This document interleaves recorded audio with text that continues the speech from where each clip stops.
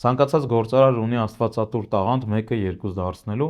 եւ այդ տաղանդի ենթաշերտերից մեկը իհարկե արժեք ստեղծել կարողանալն է։ Մարդը ինքը նման է բերքատու ծառի, ով միշտ կարող է արժեք ստեղծել, արժեք գեներացնել, որևէ օգտակար բան ստեղծել թե ձեռքերով, թե մտքով, թե իր մասնագիտությամբ, թե իր տաղանդով, եւ այն ինչ մենք ստեղծում ենք, հաճախ այլ մարդկանց համար ունի շատ մեծ օգտակարություն։ Եվ այդ օգտակարությունը իհարկե դառնում է պրոդուկտ, դառնում է ծառայություն, դառնում է ինչ-որ մի բան, որի համար մարդիկ մեզ պատրաստ են վճարել։ Հաջորդ քայլը, որով մեր 1-ը կարա 2 դառնա, դա արժեք ստեղծել կարողանալն է, եւ եթե մենք կարողանում ենք դա ավելի զարգացնել մեր մեջ, կարճ ժամանակում մենք կարողանում ենք ստեղծել շատ մեծ արժեք, եւ մենք սկսում ենք վճարվել ոչ թե ժամանակի ծախսի համար, ոչ թե ժամավճարով, այլ մեր ստեղծած հավելյալ արժեքով։ Եվ պատահական չի, որ երկրի տնտեսության գլխավոր ցուցանիշներից մեկը դա համախառն ներքին արդյունքն է,